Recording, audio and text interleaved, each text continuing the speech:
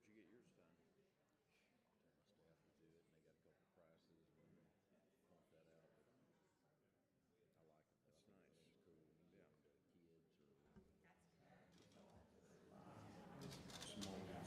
done?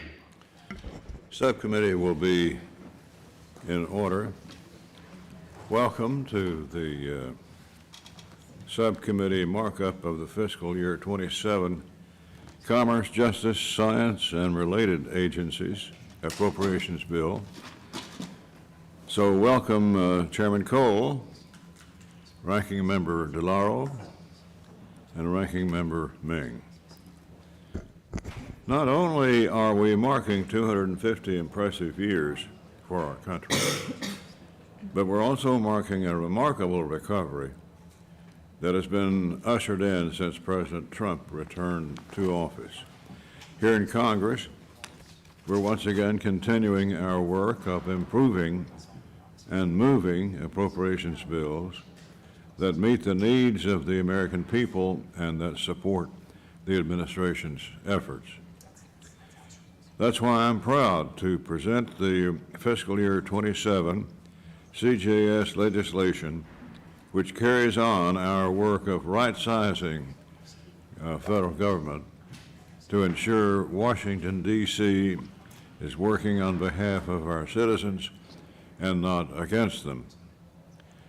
The bill before us today provides a total of discretionary allocation of $77.341 billion, a $670 million decrease in spending below the fiscal year 2026 enacted level to support President Trump's fight against fraud. The bill provides $30 million to the Department of Justice's new National Fraud Enforcement Division. With this funding, malicious actors that seek to defraud American citizens and their hard-earned money will be held accountable. No longer will these fraudsters operate in the shadows. Unfortunately, fentanyl and other opioids continue to ravage our communities and neighborhoods. To counter this devastation, this bill increases funding for the DEA within Department of Justice. I applaud DEA for taking down multiple cartel leaders, and with the funding provided in this bill, DEA's efforts will be strongly supported moving forward. Additionally, this bill also includes strong funding for our federal law enforcement components, which are working to secure our nation from threats. The fiscal year 27 bill also strongly supports the men and women in blue that protect our families by increasing funding for state and local law enforcement. From increased funding levels for the Burn JAG formula program to the COPS hiring program, the fiscal year 27 legislation follows President Trump's example of putting our law enforcement first. Additionally, the 27 bill continues to bolster programs that support everyday Americans, including strong funding for more accurate weather forecasting and alerts and trade practices that herein benefit our communities. To ensure America is the leader in space exploration, the 27 CJS bill also maintains strong funding levels for NASA. With the recent success of Artemis II, it's a critical time to invest in human space exploration and ensure that American astronauts are the first to return to the moon. With its sights on Mars, NASA will lead the way to the next frontier and safeguard our national security by ensuring America maintains a competitive advantage over China. The legislation also protects and reinforces constitutional rights, such as the Second Amendment, by reining in and refocusing the ATF and fully supporting DOJ's new Second Amendment section. Overall, the provisions and funding levels in the fiscal year 27 bill focus resources on protecting our families, our neighborhoods, and our nation. I want to thank all of the subcommittee members for their participation in budget hearings these past few weeks, including one this past Monday. Our subcommittee has been busy. I also want to thank Ranking Member Meng for her continued partnership over the last few months. Additionally, I would like to acknowledge Chairman Cole for his skilled leadership, and I might add, very successful leadership. Navigating 12 bills through committee is no easy task, and Chairman Cole does it with expertise. I also want to thank Ranking Member Delauro for her determined advocacy. And finally, thanks to both the majority and minority staff for assisting with the development and production of this year's bill. I now recognize Ranking Member Meng for any opening remarks. Thank you, Mr. Chairman. I know that you and I share many of the same priorities. However, I must strongly oppose this appropriations bill. It turns its back on struggling communities and hardworking Americans, weakens our ability to fight crime, and jeopardizes our nation's competitive edge. I want to be clear, the billions of dollars in cuts in this bill are not just numbers on a page, they are choices, and they are the wrong choices. As written, this bill abandons our fundamental responsibility to keep Americans safe and our economy strong. At a time when Americans are worried about gun violence and hate crimes, this bill delivers a devastating blow to law enforcement agencies and programs that protect them. We can't claim to prioritize public safety while simultaneously gutting the agency responsible for policing illegal firearms. Yet the bill before us today decimates funding for the Bureau of Alcohol, Tobacco, Firearms, and Explosives, which would lose more than 1,000 personnel who work with our state and local law enforcement to keep illegal guns off our streets, catch dangerous criminals, and prevent gun crimes. This bill also contains numerous policy riders that would make it more difficult to keep dangerous guns out of the hands of criminals and more difficult for local law enforcement to quickly trace many of the guns that are found at crime scenes.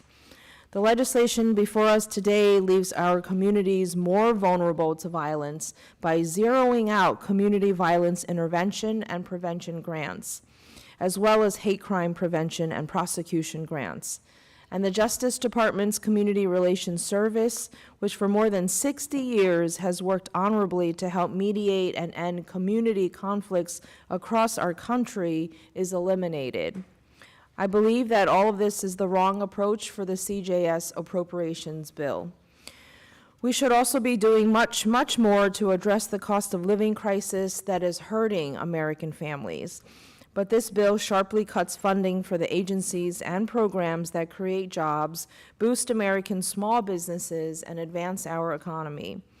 Economic Development Administration grants are cut by 36%, abandoning rural and distressed communities desperately in need of economic help and well-paying jobs. The bill slashes funding for the minority business development agencies, taking away opportunities from American entrepreneurs. It cuts funding from the International Trade Administration by nearly 25%, greatly weakening opportunities to help American businesses expand exports and fight unfair trade practices by other countries.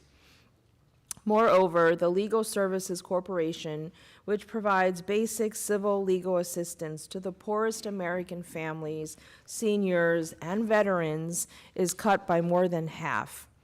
Under this funding level, nearly 3 million fewer people will receive help with their legal problems, including 6,400 in my district alone. This bill abandons our most vulnerable constituents who can't afford a lawyer when they're facing eviction, seeking safety from domestic violence, or are denied benefits that they've earned. Perhaps most short-sighted of all, this bill disinvests in the scientific research that drives American innovation, technological leadership, and economic competitiveness. For decades, the United States was a destination for the world's top researchers to come and do their best work. Now we are beginning to lose our own scientific talent to opportunities overseas as a result of this administration's attacks on science and universities. This bill would only compound these problems. It cuts the NSF by more than $1.7 billion, abandoning the next generation of scientists and engineers at exactly the moment our competitors are investing more in theirs. This bill also cuts NASA's science account by nearly $1.3 billion. Furthermore, the bill also makes huge cuts to the National Institute of Standards and Technology, which has helped American industry overcome technical challenges, develop new manufacturing techniques, and advance the cutting edge of emerging technologies. I disagree with this bill's approach. As I have said repeatedly, I believe we should be doubling down on the investments in science that grow our economy and incentivize advancements that improve life for all Americans. I thank the chairman for his work on the bill, but given its serious shortcomings, I cannot support it.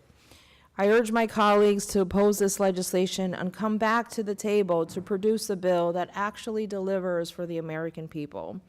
We should be investing in public safety, economic opportunity, and American innovation. Those are not partisan priorities. They are our responsibility, and they should be our shared goals as Americans. Thank you, and I yield back. I now recognize the distinguished chairman of the full committee, Mr. Cole, for any remarks. Thank you, Chairman Rogers, and thank you to Ranking Member Ming, excuse me, it's early, Ming, and certainly my good friend Ranking Member Delauro, and to all the members on both sides of the aisle in this critical subcommittee. From the front lines of law enforcement to the frontiers of space, this fiscal year 2027 Commerce, Justice, Science, and related agency bill covers a full spectrum of priorities that keep our nation safe, competitive, and prepared for the future. This wide policy scope, of course, matters, but clarity of mission and discipline and investments are ultimately what deliver results.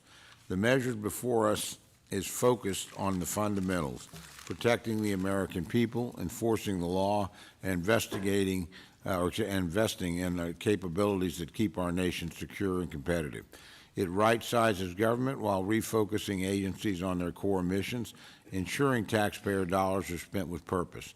It strengthens federal, state, and local law enforcement, combats fentanyl, and ensures our justice system has the tools to deliver accountability. And it reiterates security as its cornerstone, from the safety of our communities to the growing threats posed by cyber actors and transnational criminal networks. This bill ensures we are prepared to confront challenges wherever they arise. We further protect U.S. innovation from theft, reinforce export controls, and invest in the critical technologies that will define the future, including artificial intelligence and advanced manufacturing. These priorities take direct aim at Communist China's efforts to exploit our research and steal our ingenuity while strengthening America's economic and technological edge. This is critically important. With the success of Artemis II, we saw America not just compete, but once again lead, push the boundaries of what is possible, and set the pace as the world watches. It's why we continue to support innovation and NASA in this legislation to guarantee we keep making history. We do all this while upholding discipline. We eliminate wasteful programs and misguided policies and ensure that government upholds the constitutional rights of the American people. Everyone knows Chairman Rogers is a steady and driving force in appropriations.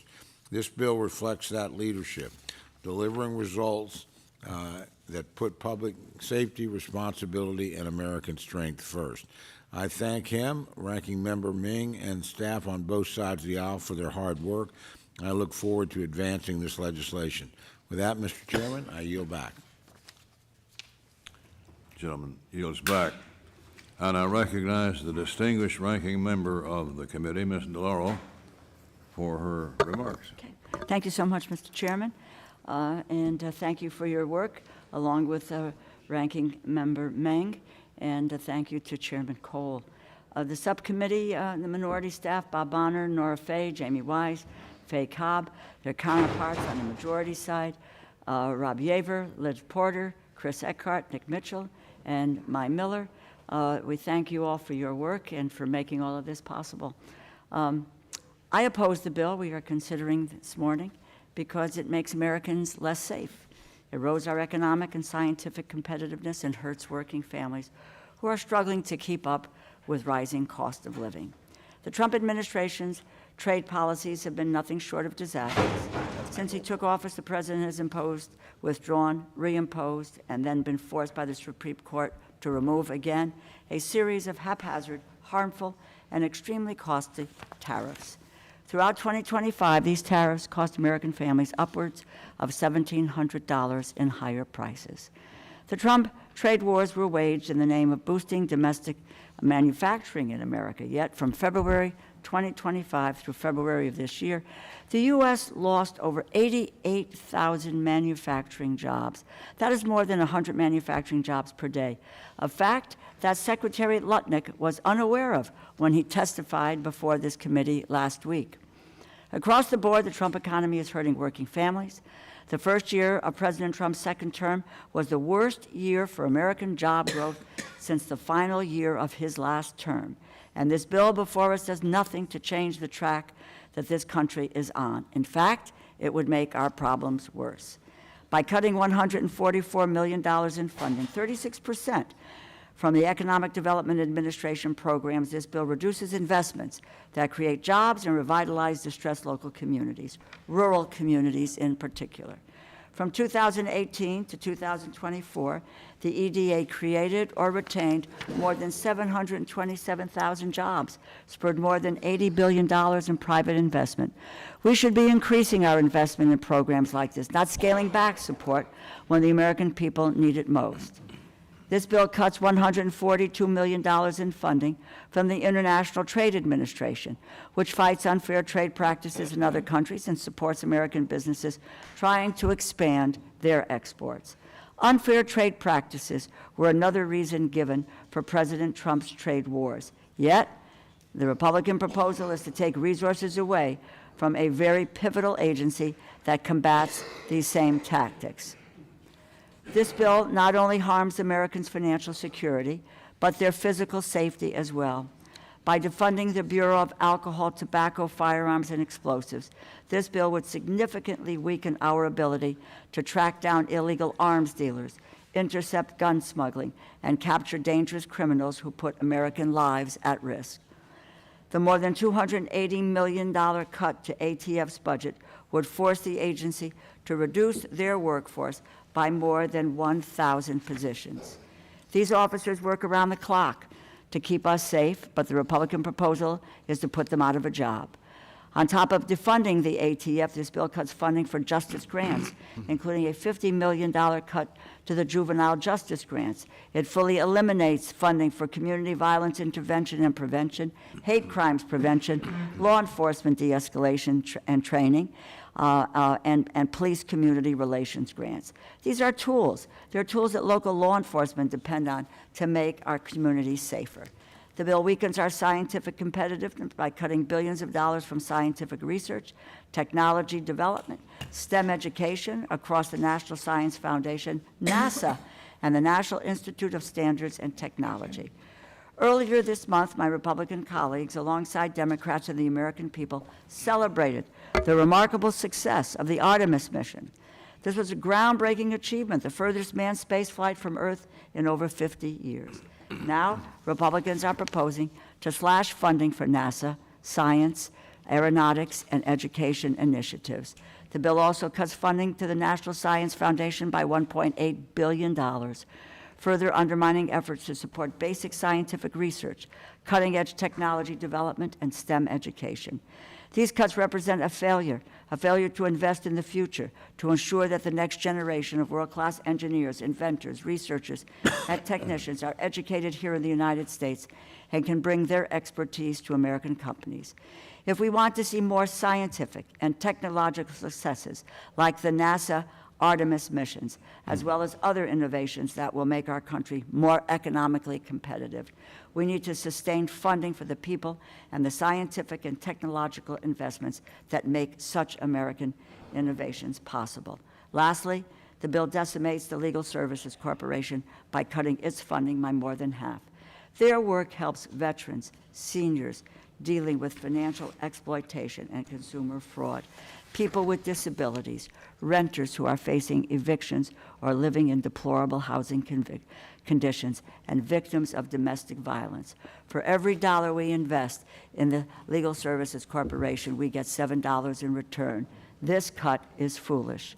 I oppose the bill because it makes Americans less safe, does nothing to bring down costs for working families, and weakens our scientific and economic competitiveness. I urge my colleagues to oppose the measure and to work on a bipartisan basis to craft a bill that meets this moment. Thank you, and I yield back.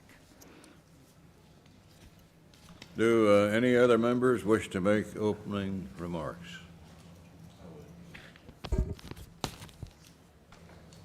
Sorry.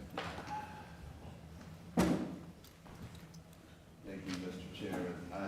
I can't see the clock, so I'm gonna have to, I'm sure Congressman Quigley will flag me when I'm running too long. You have 30 seconds remaining.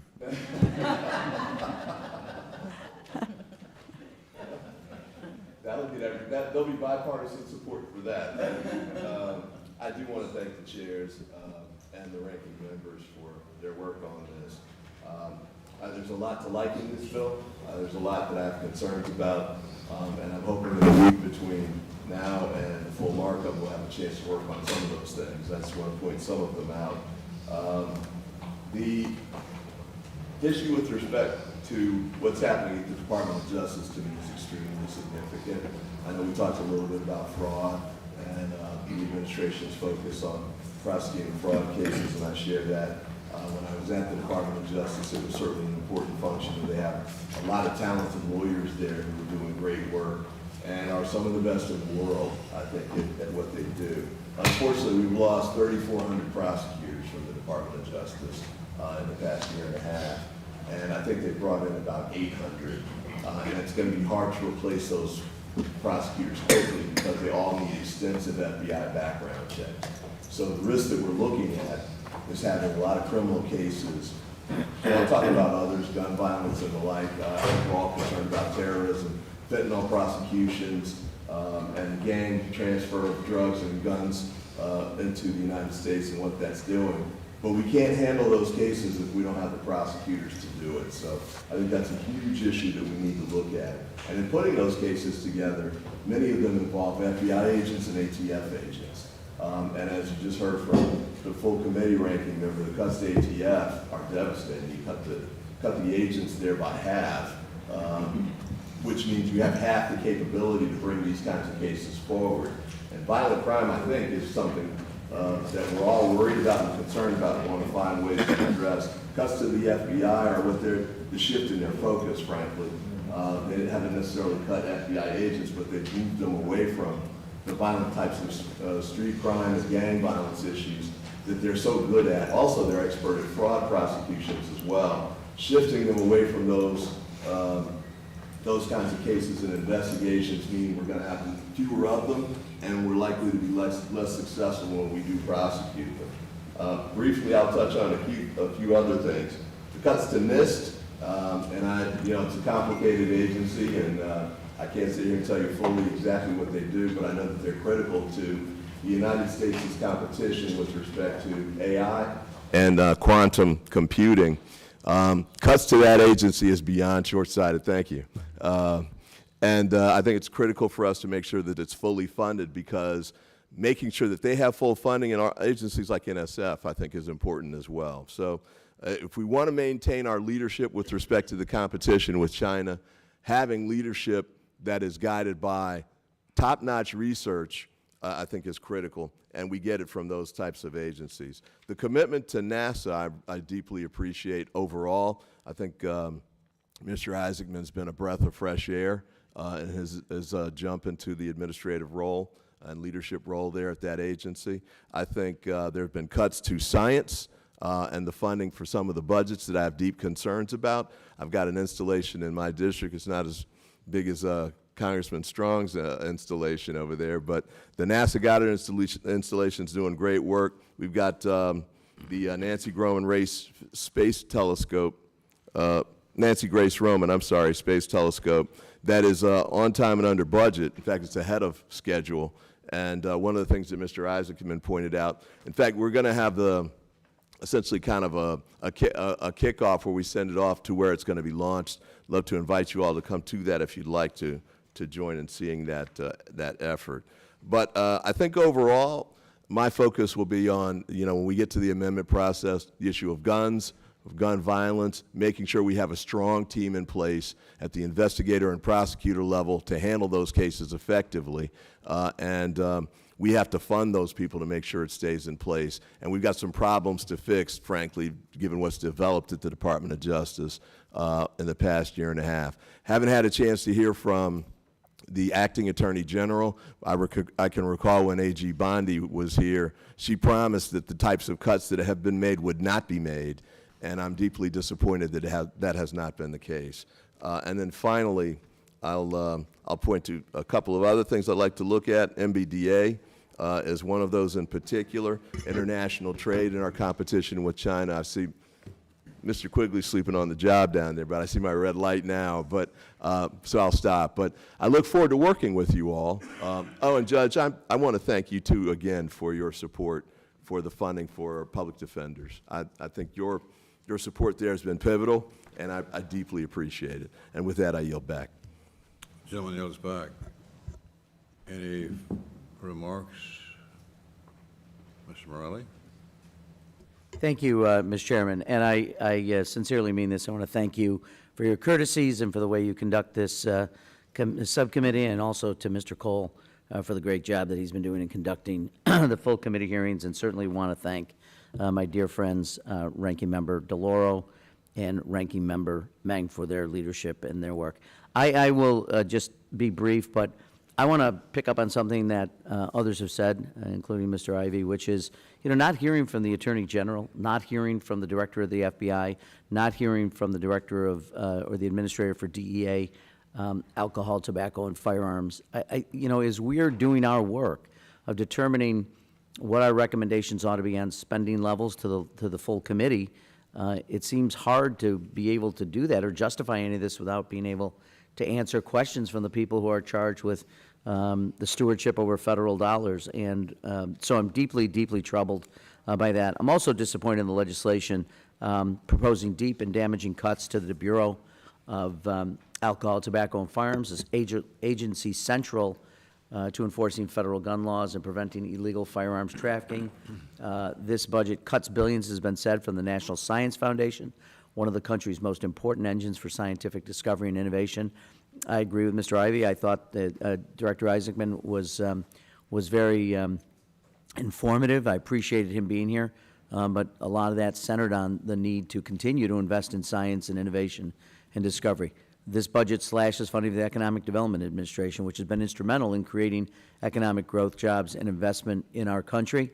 And I think these cuts will have real and lasting consequences. Will weaken public safety efforts, halt cutting-edge research, hinder economic development, As appropriators, we have a responsibility to scrutinize these bills and ask whether these reductions support national priorities, and I don't think we've had that opportunity, not because of the chair, but I think the administration has not been forthcoming in sending people here so we can ask them those questions, and I think these cuts are not in line with, at least in my view, what the priorities are of the American people. But again, thank you for what I know is hard work to you and your staff, and with that, I will yield back, sir. Are there members wishing to be heard? Ms. Dean? Thank you, Chair Rogers. Thank you, Chairman Cole, Ranking Members Delauro and Meng. Thank you for the work that you have done and continue to do. I, too, have to rise in opposition to this bill. The bill harms our economy, small businesses, and makes every American less safe by cutting programs our local law enforcement agencies rely upon, and it further erodes our nation's scientific leadership. Since taking office, President Trump has imposed the highest tariff rate on American families since the Great Depression. Despite the Supreme Court striking down those tariffs as illegal, President Trump continues and will continue to find new ways to impose his illegal tariffs on American families. Instead of addressing the affordability crisis, this bill guts programs so many small businesses rely upon to keep prices down. For example, this bill cuts the Economic Development Administration by $144 million below FY26 level, greatly reducing our investment in programs that create jobs, help small businesses thrive, and revitalize distressed community at the local level. This bill cuts the International Trade Administration by $142 million below FY26, reducing our investment in the primary agency tasked with promoting American exports and fighting the unfair trade practices of other countries. That makes it harder for American businesses to compete abroad. The bill further erodes our nation's science leadership, the position in science, by cutting programs designed to cultivate our next generation of scientists. For example, the bill cuts NASA STEM engagement programs by $59 million below FY26 and eliminates 2 of NASA's 4 STEM initiatives. This bill makes America less safe by eliminating programs that so many of our local enforcement rely upon. It guts the Bureau of Alcohol, Tobacco, and Firearms and Explosives, ATF, by $285 million compared with FY26. ATF works with local law enforcement agencies to prevent and prosecute violent crime and illegal gun trafficking. As is, this funding level would force ATF to reduce its workforce by hundreds of positions, making our communities less safe. Crimes are inherently more violent when guns are involved, and this bill strips resources local law enforcement agencies rely upon to keep guns off our streets. At a time when anti-Semitism is rising, bafflingly, this bill eliminates the funding for hate crime prevention grants. Again, this bill eliminates funding for community violence intervention and prevention grants, despite the clear evidence demonstrating their efficacy in reducing violent crime. Let me tell you a good story from Pennsylvania. In Pennsylvania and in my home city of Philadelphia, homicide rates are down 35% since 2022. That's not an accident. That's not a coincidence. In 2022, we, a bipartisan Congress, passed the Bipartisan Safer Communities Act, which funds community violence intervention and prevention grants. We should not eliminate such grants. We want to help communities save lives, hundreds of lives saved over the course of these years. I hear a lot about states' rights and federalism from my colleagues across the aisle. When I think about the federalist approach to reducing violent crimes, I do not envision sending masked federal agents into our cities to carry out military-style operations on civilians. Rather, I think about programs like community violence intervention and prevention programs. That gives states, localities, and local law enforcement the resources, the tools that they need to address their specific needs at the local level. Finally, I am disheartened to see the cruelty behind the massive cuts to Legal Services Corporation, which provides legal assistance to underserved communities. This bill funds Legal Services Corporation at $272 million below FY26, which was already unacceptably low. Americans are struggling to afford groceries, gas, utilities, rent, and this bill makes those problems worse. Finally, I want to echo what some of my colleagues have said. We are appropriators. We should have heard from FBI, DEA, ATF. How about the National Science Foundation? All of those should have been before this committee as we consider this bill and appropriations. For all of these reasons, Mr. Chairman, I thank you for your good work, but I will be voting no. I yield back. Gentlelady yields back. Is there a member that wishes to be heard? Mr. Mervyn. Thank you, Chairman. Thank you, Chairman Cole, Ranking Member Delauro, and the Subcommittee Chairman Rogers and Ranking Member Ming for the opportunity to speak on Fiscal Year 27 Commerce, Justice, and Science Appropriations Bill. The federal programs under this subcommittee are essential to ensuring public safety, growing our economy, and maintaining our national security. The majority will claim that these are responsible cuts to governing government spending, limiting waste, fraud, and abuse. However, these actions have only proven to leave necessary services that people rely on hanging in the balance and disrupt livelihoods of everyday Americans. We must do all we can to uphold public safety and protect our communities. I have been a staunch supporter of the efforts to strengthen state and local police response to crime, and I am deeply concerned by the lack of funding for programs such as the Community Violence Intervention and Prevention or Law Enforcement De-escalation Training Grants, which strengthen the relationships and encourage safer interactions between law enforcement and the communities they serve. I joined the committee to work with my colleagues on both sides of the aisle to develop legislation that reflects the needs of our communities. Unfortunately, this legislation does not include the necessary investments in departments, agencies, and programs to ensure the safety and security of everyone in this nation, regardless of their background, zip code, or economic status. Instead, the majority would rather cut education and research and deny survivors of violence the services they need to recover from partners and environments that threaten their safety. For example, in my district, 3,700 people are at risk of losing access to essential legal services, including 914 children and 212 survivors of domestic violence. These individuals and the cuts of the proposed programs in the Legal Service Corporation. Under this bill, the LSC would receive its lowest appropriation since 1983. Additionally, this legislation weakens our economy by shifting costs on the households rather than protecting working families. Specifically, the proposal decreasing the funding for the International Trade Administration by $142 million. Maintaining a level playing field in global trade market is relying upon well-funded ITA. Additionally, during a time where industry and consumers are asking for lasting certainty in our markets, we need the ITA to fulfill its purpose in combating unfair trade and increasing our capacity of export of American goods. It would also gut the Economic Development Administration, decreasing funding by $144 million below the previous enacted level, stifling revitalization efforts for communities across Northwest Indiana. It's because of these reasons that I cannot support moving this legislation forward, and I urge my colleagues to join me in opposition. Thank you, and I yield back.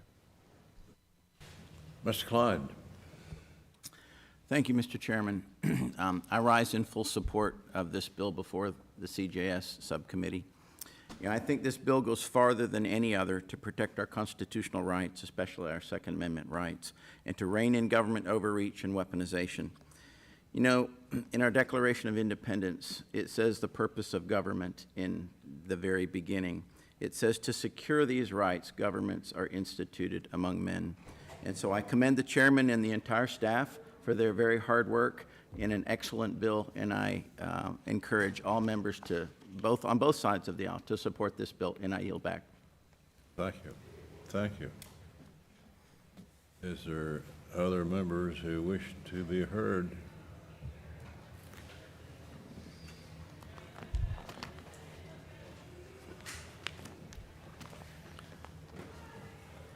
Seeing no amendments, now recognize Mr. Strong, Vice Chairman of the committee, subcommittee, for the purpose of making a motion. Mr. Chairman, I move that the bill be favorably reported to the full committee.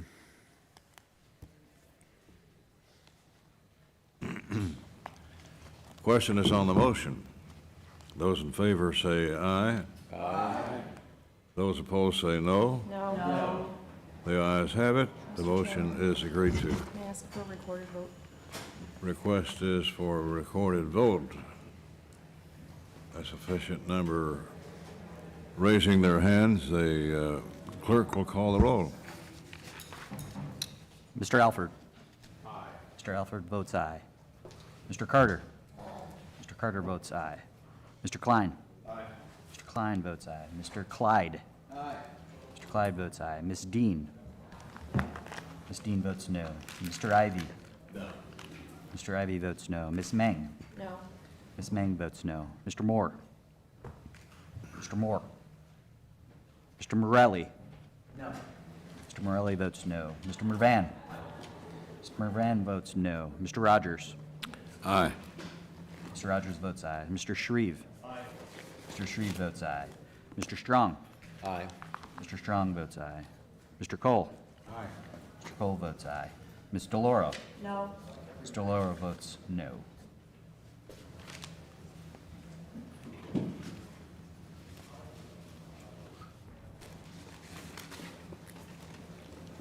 Have all members voted?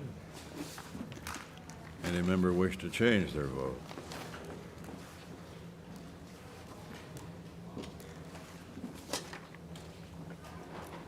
On this vote, the ayes are 8, the noes are 6.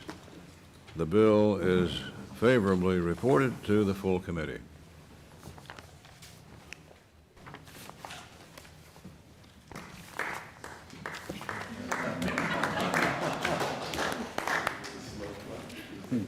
I ask that unanimous consent that staff be permitted to make technical and conforming changes to the bill and report. Without objection, so ordered. Copies of the bill and report with the technical and conforming changes will be delivered to all full committee members' offices no later than 3 business days before the full committee markup. Thank you very much for everyone. That concludes today's markup. Committee now stands adjourned.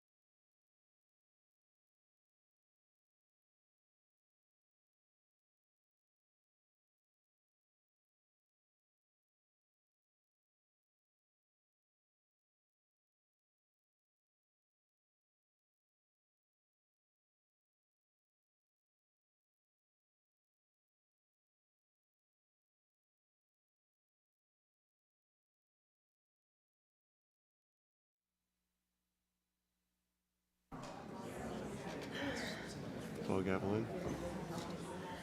They said they're ready. Everyone's Okay, is Rosa here?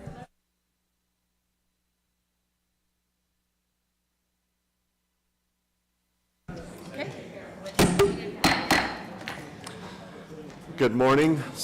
The Subcommittee on Legislative Branch will now come to order. Welcome to the Subcommittee Markup on Fiscal Year 2027 Legislative Branch Appropriations Bill. Welcome Chairman Cole, Ranking Member Delauro, and Ranking Member Espiat. I recognize myself for my opening statements. I'm pleased to introduce Fiscal Year 2027 Branch Appropriations Bill for the Subcommittee's consideration. I'd like to begin by thanking Ranking Member Espiat for the respectful and bipartisan process as we've worked together to develop the Fiscal Year 27 bill. I'd also like to thank each of our subcommittee members for being actively engaged in the appropriations process this cycle that has resulted in the bill that we present for consideration this morning. As we begin, I would like to remind our members that this bill marks the first step of many towards providing final Fiscal Year 27 funding for the offices and agencies within the legislative branch of our government. As we worked within our allocation, we did our best to respond to the priorities of the members in executing their constitutional duties while supporting the operations of the Congress, the Capitol complex, and the people who serve it. This bill provides $5.4 billion for the House and joint items. In keeping with longstanding tradition, we leave the Senate items for the other body's consideration. I want to take a moment to note a few highlights of this bill, all of which are priorities for members on both sides of the aisle. First, we are maintaining the new and existing security programs at the levels recommended by the House Sergeant at Arms and providing them with requested funds to continue their operations. This bill also increases essential funding for the U.S. Capitol Police by over $55 million. This is an important investment in the women and men who spend their days protecting the seat of democracy at the Capitol complex. We thank each and every one of them for all they do to protect the members, our visitors, constituents, and staff. The bill under consideration today also increases funding for the Office of Legislative Counsel to assist all member offices. It provides additional resources for the Green and Gold Congressional Aid Program, which is popular among all members, and increases the members' representative allowance to account for rising costs across the nation, and to assist with workforce retention and institutional knowledge. Members on both sides of the aisle prioritize this account when submitting their requests for this bill. The bill also supports the addition of new primary services for female members of Congress through the Office of Attending Physician, continues the ongoing initial investment for critical renovation of the Rayburn House Office Building, and provides for the employees and programs of the Library of Congress and essential services they provide for Congress. I want to thank the subcommittee staff on both sides for their work, from the majority, Lori Raleigh and April Lyman, and from the minority, Faye Cobb. Again, thank you to all the members for their requests, contributions, engagement, which resulted in the fiscal year 2027 legislative branch bill. I look forward to continuing to work together in days ahead as we move the bill through the legislative process, both here in the House and in final negotiations with the Senate.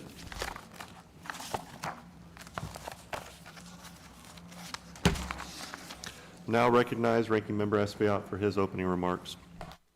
Thank you. Good morning, everybody. Thank you, Chairman Cole, Ranking Member Delauro, and Chair Valadeo, and members of the committee. Before I begin, I want to thank the staff of the Minority and Majority Subcommittee for your work on this bill.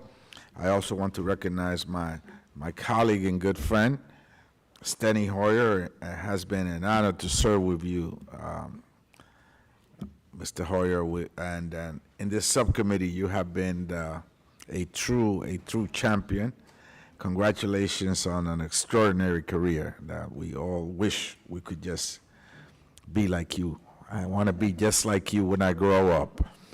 Mr. Chairman, as you noted, the interim allocation for the Legislative Branch Committee is $7.3 billion, yet this bill, excluding the Senate items, provides just $5.4 billion, $125 million below the last year and far below our request.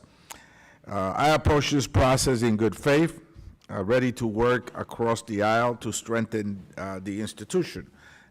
And yes, there are areas of progress, modest increases for MRA, the Library of Congress, the Capitol Police, along with continued support for member security programs. But those gains are overshadowed. The GAO is the guardian of taxpayer dollars and a cornerstone of congressional oversight. In fiscal year 2026 alone, GAO's work generated nearly $63 billion in cost savings. This bill cuts GAO by 25%, a whopping 25%, and includes a rider that weakens its ability to hold the executive branch accountable. Let's be clear about what that means. Over 1,000 public servants could lose their job. 1,000 people could lose their jobs. These are not targeted efficiencies. They are indiscriminate cuts that will significantly impair GAO's ability to carry out its core mission. That is not just a cut. It's a direct hit on congressional oversight. I'm also deeply disappointed that the bill does, once again, shuts out DACA recipients from working in the legislative branch, even as they already serve in our offices and contribute to this great institution. If we believe in opportunity, we should be opening doors, not shutting them down.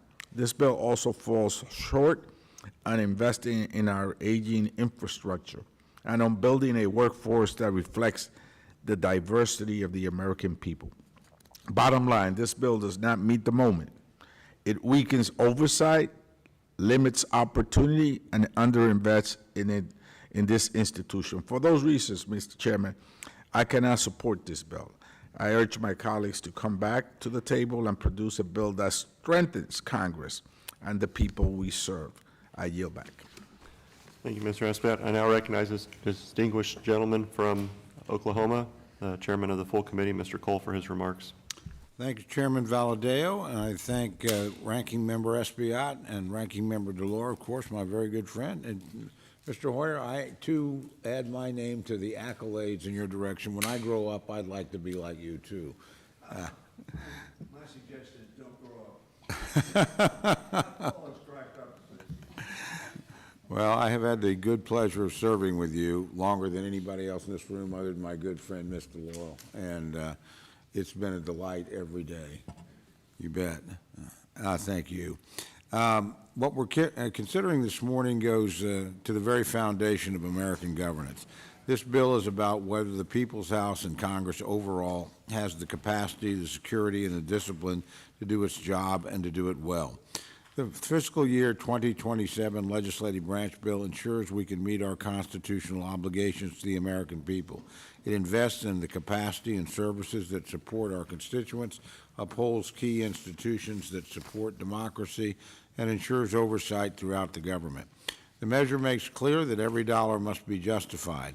We rein in unnecessary spending, redirect resources to core functions, and hold programs and contracts to a higher standard. That's what responsible governance looks like. Additionally, at a time when political violence has unfortunately become all too common, this bill also puts security front and center. It resources the Capitol Police, who stand watch over this complex every single day, helping ensure visitors, staff, and lawmakers are safe. Whether in D.C. or during in-district proceedings, the protection of constituents and members is a priority. At its core, the legislation is about trust. Trust that Congress will serve the American people effectively, steward taxpayer dollars responsibly, and uphold the constitutional role with distinction. Chairman Valadeo has put forward a bill that meets that standard, one that strengthens this institution, reinforces accountability, and ensures we're prepared to carry out the work the American people sent us here to do. I thank Chairman Valadeo, Ranking Member Espaillat, and the dedicated staff on both sides for their contributions. I look forward to having another bill advanced to the full committee as we work to uphold Article 1 and complete our FY27 work. With that, Mr. Chairman, I yield back. Thank you, Chairman Cole. I now recognize the distinguished ranking member of the full committee, Ms. Delauro, for her remarks. Thank you so much, Chairman Valadeo. I thank you and the Ranking Member Espaillat and my good friend Chairman Cole. Again, to the Chair and Ranking Member of the Subcommittee, thank you so much for the work that you do, and to the staff, Faye Cobb, the minority, and her counterparts in the majority, Lori Rowley and April Lyman. I say it often and over again, we don't get here without you guys. So much appreciative of the work that you do. To my colleague and friend, Steny Hoyer, I want to say a thank you to you for your commitment to your constituents through your commitment to this institution, for understanding the nature and the power of this institution to help to make a difference in their lives. And with every day you have served, that's what your goal has been, is to utilize this institution, push the edge of that envelope so that it responds to the needs of the folks that you represent and who put their trust in you. So thank you so much. Thank you. Thank you. I oppose the bill we're considering this morning because it opens the door, in my view, to more corruption by the Trump administration. It weakens government oversight, undermines the power of the purse by making it easier for the executive branch to withhold funding that Congress approves, and does not allow for dreamers to work in the legislative branch. The Trump administration has been one of the most corrupt presidencies in history. Since he took office, President Trump has used his office to make himself $1.4 billion richer, at least. His family has cut business deals with foreign governments, Saudi Arabia, Oman, UAE, and India. They've all cut lucrative deals with the Trump family, adding to his personal wealth while he makes global decisions that are supposed to be in the public interest. Qatar even gifted him a $400 million jet, which he will keep after he leaves office. The corruption is not even hidden anymore. It is done in the open with pride. He has made millions of dollars in settlements from lawsuits against media companies, which his hand-picked FCC director is in charge of regulating, and who has openly threatened the broadcast licenses of news organizations whose coverage has been critical of the president. He is currently suing the IRS for $10 billion, while his personal defense lawyer serves as the acting attorney general of the United States. The First Lady was paid $40 million directly by Amazon for the rights to a documentary about herself. And the Trump family has made at least $867 million through their crypto company, which offers anyone a venue to give money directly to the Trump family anonymously. A company backed by the UAE announced a $2 billion investment in the Trump's crypto company, and then 2 weeks later, the president granted the UAE access to advanced microchips. What a coincidence. As working families around the country struggle just to get by, as the cost of living continues to rise, the Trump family has made a killing, and this bill allows them to get away with even more. This bill effectively defunds the Government Accountability Office, a government watchdog that roots out waste, fraud, and abuse.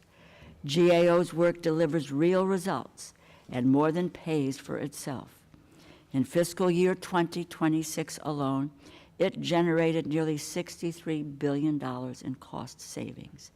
This 25% cut in funding, $200 million, would weaken oversight of this administration and increase the risk of mismanagement of taxpayer dollars.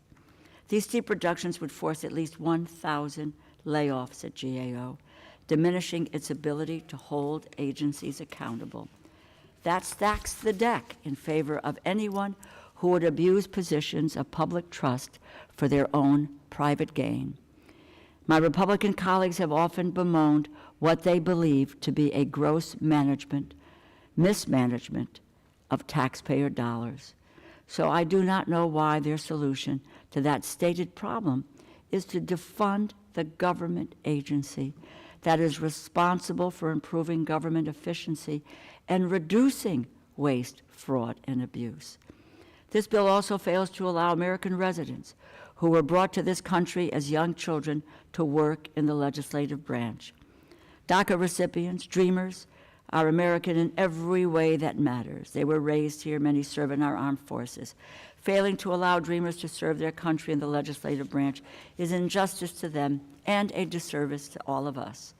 We deprive ourselves of the talent, intelligence, and commitment that they could bring to this institution, and we deny them a fair opportunity to serve the only country they have ever really called home.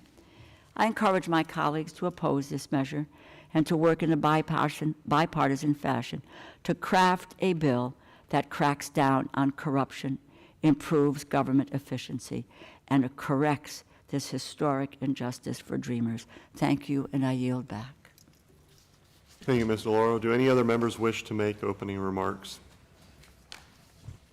No one. Gentleman from Maryland is recognized.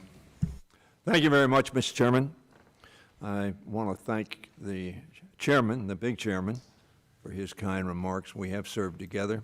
I have respect for him, and I look forward to working with him in the last 8 months of my career on improving the impact of this committee, this big committee, and return it, frankly, to a place where it is, in fact, a decision maker and is given priority by the leadership in the House on both sides of the aisle. I want to thank my friend from New York, the ranking member, for his leadership on our side, and I certainly want to thank the ranking member, and I agree with her remarks, all of her remarks.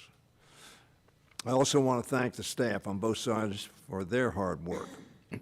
As I have said so often, we have an extraordinary staff.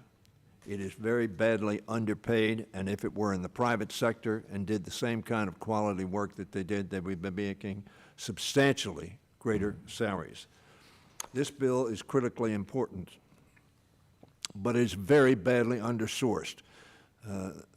The ranking member and the ranking member of the full committee have made observations. I'll perhaps repeat those.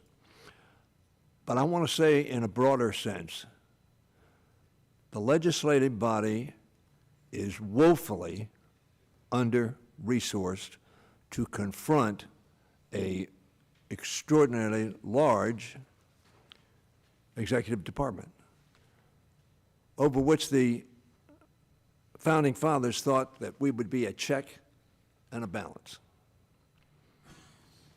Not only are we not a check and a balance, but the executive department has refused to come before our committees.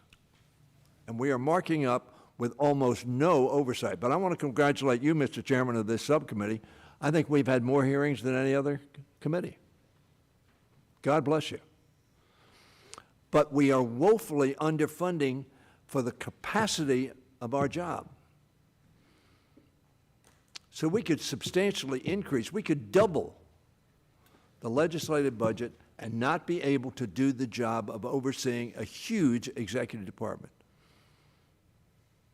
And we ought to all be concerned about that, whatever the administration is, that we do not have the capacity, we don't have the resources, we don't have the staff to know what the devil's going on in the executive department.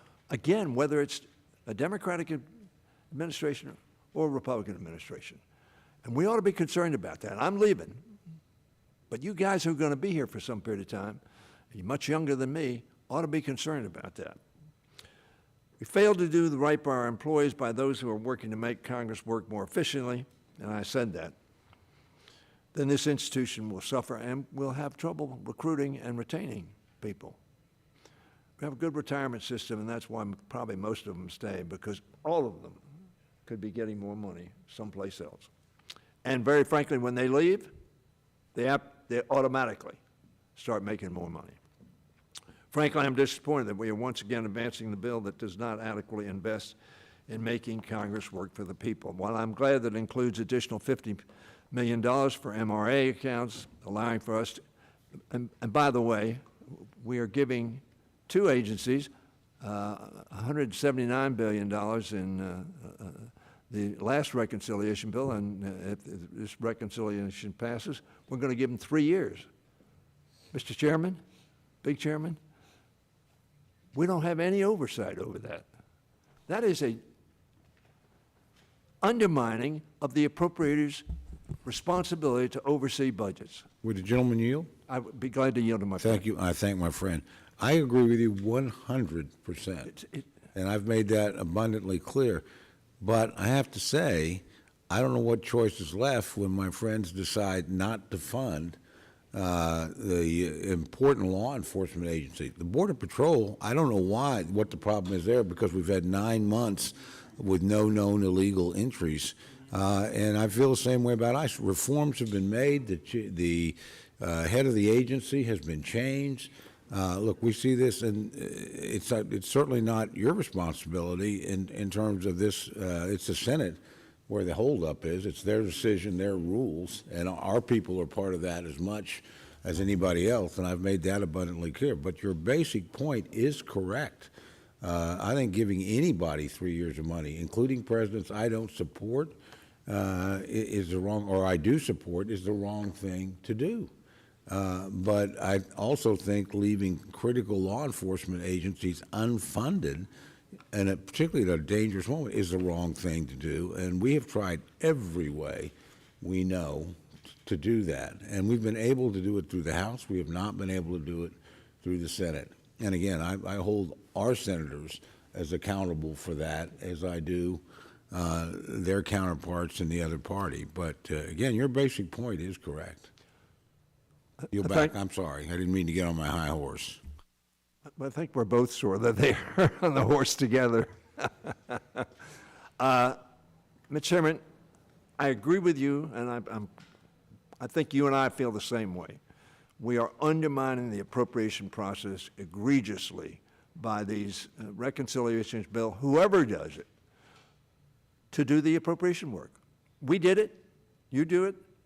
And the only difference I would have with you, we had a bill on the floor introduced by Ms. Delauro, which funded everything but those two agencies.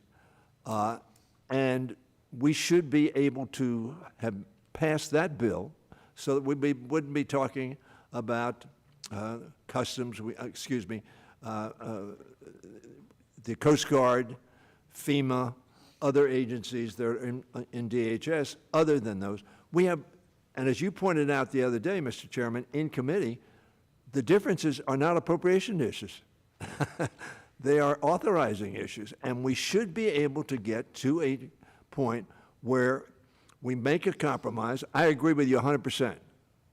And frankly, if you and Ms. Delauro were in the room, we would have done it on the procedures to assure constitutional conduct by ICE and Border Patrol. I know my time has expired, but the chairman was very gracious, and and I thank the gentleman. Once we are again turning this bill into a policy piece when it comes to members' COLA freeze, and I'm going to offer an amendment on that. Members have not received a pay raise for 18 years if we did this again in fiscal year 27.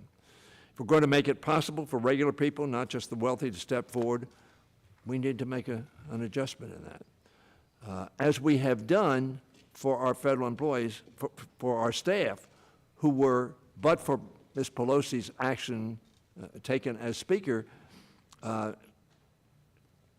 not constraining them to the pay that we receive.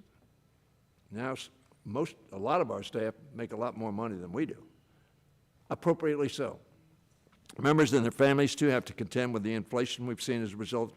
We all know it. We have really substantial cost increase over the 18 years that we're talking about. Yet, we're making the same thing. This won't affect me. I'll be out. And guess what happens in January and the January thereafter? I start getting a COLA. Now, Mr. Chairman, I have 5 things I'm going to talk about. I could have offered amendments for each one so I could get 5 minutes on each one. I'm not going to do that. I'm going to offer 2 out of the 5. But I do want to mention GAO. Well, particularly yourselves, Mr. Chairman, on your side of the aisle, speak about waste, fraud, and abuse. GAO is the specific agency charged with the responsibility of getting rid of waste, fraud, and abuse. And you cut it 26%. I don't get that. You cut IRS enforcement very substantially. Not in this bill, in the other committee I'm on. My point being, you are restraining the ability of the government to oversee and root out waste, fraud, and abuse. Mr. Chairman, I'll cease and desist because you're getting nervous about the time that I take. But let me make this observation, Mr. Chairman, and to our ranking member. And all of us ought to be concerned about this. I heard the chairman and the ranking member over and over and over again say we rely on the subcommittees. My premise is we don't rely on the subcommittees. Because if we relied on the subcommittees, we would take more than a half an hour to consider the recommendation we're making to the full committee. The work is done in the full committee, which I think undermines the ability of the subcommittee to dwell and use the expertise theoretically that subcommittees should be bringing to the table and recommend to the full committee after full discussion and an opportunity to debate the issues. I'll yield on that, and then I'll offer some amendments. Any other members wish to make opening remarks?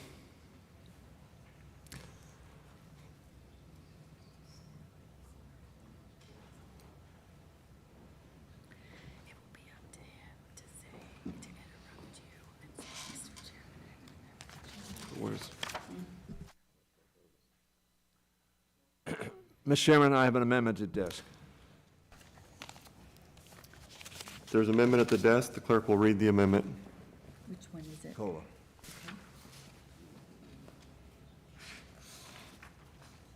Oh, it strikes. In the bill, on page 37, strike section 210. Mr. Chairman? Without objection, the reading of the bill, well, it was read. The gentleman is recognized now for 5 minutes. Mr. Chairman, I want to raise another issue. This is an amendment that will strike the section of the bill which says that the COLA adjustment in January of next year will be obviated. It will not happen. It'll be the 18th year that we will not have had an adjustment. A COLA, as all of you know, keeps you even. That's what a COLA does. It's not a pay raise, you keep even. Now, there's a court case pending that is going to deal with that, which says the Constitution requires that that be done. We have now for 18 years obviated that. I will tell you, for 15 or 20 years before that, I worked with every leader on the other side of the aisle to assure that we would get a COLA. Now, the COLA is limited to less than federal employees get. So it's a modest amount just to keep members even.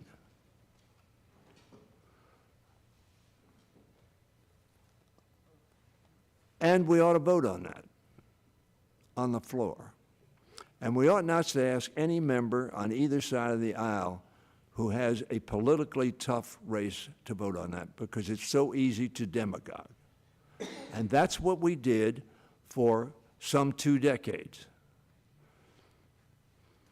Then we stopped doing that. Frankly, we were in charge at that point in time, but we could not get bipartisan buy-in to have a vote on that very issue, saying to members who could not be subject to being demagogued that we want you to help with that on both sides of the aisle. We could not reach a bipartisan agreement, so we haven't done it. To the detriment of members, and to the detriment of those members particularly who aren't rich members. So, Mr. Chairman, I would hope that we would strike that language. I'm not going to ask for a vote on that, because you need to work that. You need to talk to members. I haven't done that. Now, I've talked to a lot of members over the years about this, as everybody in this room knows. But the court is dealing with this. They have already made a judgment that constitutionally, like the judges ruled in their own case, that we could not limit cost of living adjustment because it was effectively a cut in your salary. And the reason the founders didn't want that done was because they didn't want political retribution in the form of cutting salaries of members during the course of their terms. So I don't know how much time I have left on this amendment, but let me say also on the GAO, again, I'm not offering an amendment on that. I will probably offer an amendment on that in the full committee, but we ought not to have cuts in the agency that is looking at waste, fraud, and abuse. I yield back, and I withdraw the amendment. Ask unanimous consent to withdraw the amendment. Without objection, the amendment is withdrawn. Are there any other amendments? Mr. Chairman, I have an amendment at desk. The clerk will read the amendment. In the bill, insert at the appropriate place the following language. A, in general, Section 83313 of Title V United States Code is amended. 1. Mr. Chairman, I'm Without objection, so much the reading of the amendment. the reading of the amendment is dispensed with. The gentleman is recognized for 5 minutes to address the amendment. This amendment, Mr. Chairman, I'm offering would insert the language, the Capitol Police Retirement Reform Act, into the bill. The piece of legislation was introduced by my friend and our late colleague, Jerry Connolly. Jerry knew the service and sacrifices of our brave U.S. Capitol Police officers, as I do, and as I think every member on this committee does. Many were his constituents, many live in my district as well. During my time as Democratic whip and majority leader for 20 years, I got to spend every day with them and came to regard them, many of them, as dear friends, but extraordinarily able and committed and courageous people. This amendment would provide a phase-in of counting overtime towards retirement pay based on the length of service. Currently, unlike at many other federal law enforcement agencies, none of the overtime work by U.S. Capitol Police officers counts toward base pay for retirement purposes. I hear all the time from USCP officers that overtime hours are long. We all know that. They're understaffed. And last night, for instance, our clerks worked a long time. Already, since the January 6th attack at the Capitol, we've been losing dedicated, highly qualified, and experienced officers. The more who go, the more the force will have to rely on overtime to close the gaps. It's incumbent upon us to solve this problem and do right by those who risk their lives every day to keep us safe and to protect our democracy. I'm going to withdraw this amendment as well, and we'll consider it the full committee. But I bring it up here for two reasons. Number one, to put everybody on notice that I'm going to offer that, and for you to think about whether or not our Capitol Police ought to, unlike other federal police who get credit for overtime, the Capitol Police do not, whether or not you think that's fair for our Capitol Police. So, Mr. Chairman, I will withdraw that amendment, but before I yield my time, I will say I'm also very concerned about the Librarian of Congress. I've talked to the Speaker about this. The Librarian of Congress should not be appointed by the President of the United States, nor subject to removal by the President of the United States. The Librarian of Congress is the Librarian of Congress, not of the White House, not of the Executive Department, of Congress. We changed the architect some years ago so that the architect is now appointed by the Congress of the United States in a bipartisan fashion. And so I'm going to offer an amendment in the full committee if, in fact, it is not already resolved, because this is an authorizing issue. I get that. But we are the funders of the Library of Congress, and we therefore ought to make some comments of our own. Now, again, I'm not going to press this to a vote because I think we need more notice and people need to think about this more. But I am going to do it in the full committee, which I understand is going to be, Mr. Chairman, the week we come back. Is that yeah. So it's going to be pretty soon. But I would hope that everybody would think about that, because it is the Library of Congress. And I've talked to Speaker Johnson about that, and he indicated to me, it was a private conversation, that he was sympathetic. I think he was a little stronger than that, but I'll say that for the purposes of this discussion. And I ask unanimous consent to withdraw the amendment. Without objection, the amendment is withdrawn. Seeing no further amendments, I now recognize Mr. Lalota for the purpose of making a motion. Mr. Chairman, I move the bill be favorably reported to the full committee. Questions on the motion? Those in favor say aye. Aye. Those opposed say no. No. The ayes have it. The motion is agreed to. A recorded vote has been requested. All members in favor of a recorded vote, please raise their hands. Well done. Excellent. A sufficient number in support of a recorded vote is ordered. The clerk will call the roll. You almost got me. Mr. Espaillat. Mr. Hoyer. No. Mr. Lalota. Ms. Malloy.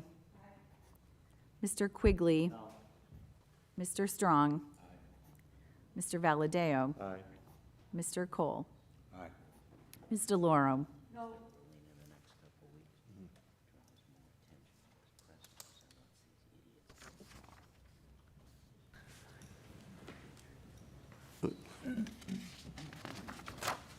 On this vote, the ayes are 5, the noes are 4. The bill is favorably reported to the full committee.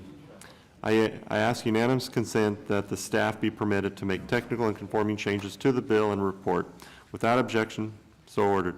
Copies of the bill and report with the technical changes and conforming changes will be delivered to all full committee members' offices no later than 3 business days before the full committee markup. Thank you very much, everyone. That concludes today's markup, and the committee now stands adjourned.